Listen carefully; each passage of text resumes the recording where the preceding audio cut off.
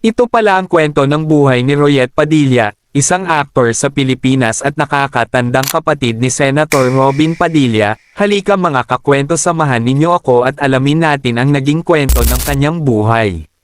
Si Royet Carino Padilla Jr. ay isang Pilipinong aktor sa mga pelikulang aksyon, isang kilalang miyembro ng makapangyarihang Padilla sa showbiz dynasty, at isang napaka-kontrobersyal na pampublikong figure, na ang buhay ay nagpalipat-lipat sa kinang ng pelikula, at sa mga malalaking pakikipagtagpo sa batas. Ipinanganak siya, noong 1962, sa isang pamilyang malalim na nakaugat sa politika at libangan sa Pilipinas. Ginugol niya ang kanyang kabataan sa ilalim ng anino ng kanyang mga sikat na magulang bago gumawa ng sarili niyang marka bilang isang tough guy na aktor noong dekada 1990, matapos ang ilang dekada ng pag-navigate sa kasikatan, mga laban sa batas, at mga kakaibang pampublikong deklarasyon. Nagtapos ang kanyang buhay nang siya ay pumanaw dahil sa atake sa puso noong January 9, 2021, sa edad na 58. Maagang buhay at ang Padilla Dynasty 1962 hanggang 1980.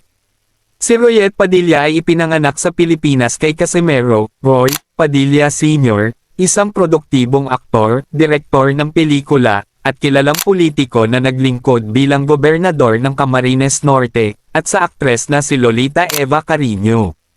Bilang panganay na kapatid sa mga pangunahing magkakapatid sa showbiz, ang kanyang pagkabata ay labis na naimpluwensyahan ng sining ng pagganap at ng magulong tanawin ng lokal na politika.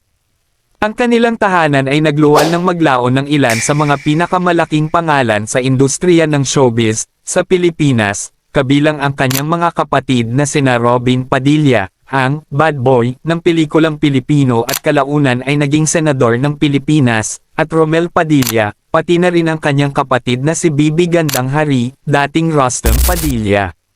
Ang kapaligirang ito ang likas na nag-akay sa kanya patungo sa show business, bagaman nasaksihan din niya ang marahas na bahagi ng politika sa probinsya nang ang kanyang ama ay tragikong pinaslang sa bisperas ng pambansang halalan noong January 1988. Karera sa pag-arte at mga tipikal na aksyon na papel 1980 hanggang 2003. Kasunod ng linya ng pamilya, pumasok si Royet sa lokal na industriya ng pelikula, at ginawa ang kanyang marka pangunahin sa genre ng aksyon na napakasikat noong huling bahagi ng dekada 80 at 90, dahil sa kanyang matapang na hitsura at matinding personalidad. Madalas siyang kinukuha ng mga direktor para sa mga papel na anti-hero, militar, tauhan ng masama, o tagapagpatupad ng batas. Nagpakita siya sa ilang kilalang proyekto sa buong dekada ng kanyang aktibong karera, kabilang ang Carnap King, The Randy Padilla Story 1989, isa sa kanyang mga maagang pagkakalantad sa sinehan. Di na natuto, Sorry Na, Pwede Ba? 1993, isang pangunahing tampok na pelikula noong dekada 90, kung saan nagbida siya kasama ang pamilya at mga icon ng industriya. Mr. 1994, isang tanyag na pelikulang aksyon ng militar kung saan kasama niyang nagbida ang kanyang mga kapatid na sina Robin at Romel, na nagpatibay sa kolektibong katayuan ng magkakapatid na Padilla bilang mga action star.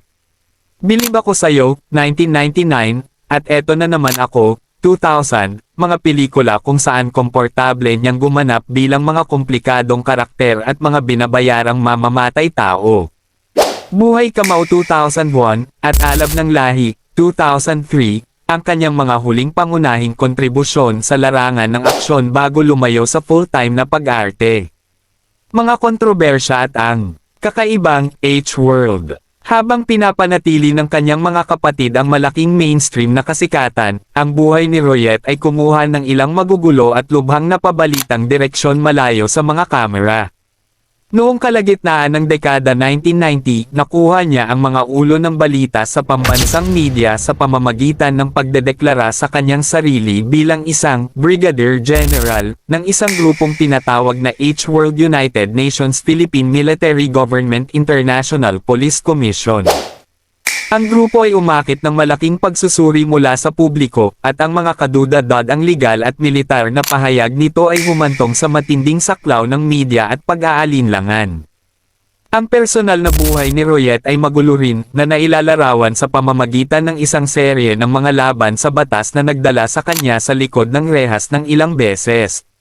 Noong 2011, inaresto siya kasunod ng mga reklamo ng pisikal na pang-aabusong domestiko na inihain ng kanyang asawang si Jane Sherrill sa loob ng Clark Freeport Zone.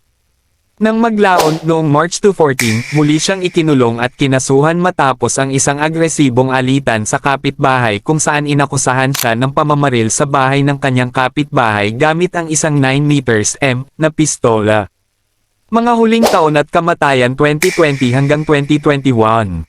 Sa kanyang mga huling taon, tuluyan nang lumayo si Royet sa pampublikong buhay at sa industriya ng libangan, at piniling mamuhay ng mas tahimik malayo sa mga kamera.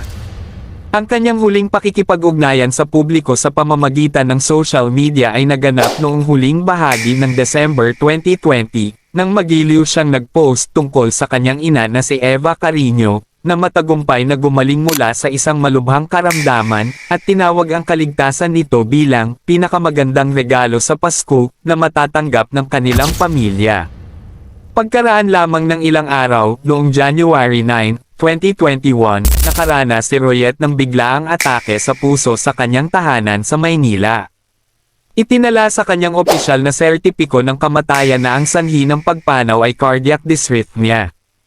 Ang kanyang kapatid na babae na si Rebecca Padilla ang nagbalita nito sa publiko sa Facebook, na humihingi ng tahimik na panalangin para sa kanyang walang hanggang kapayapaan.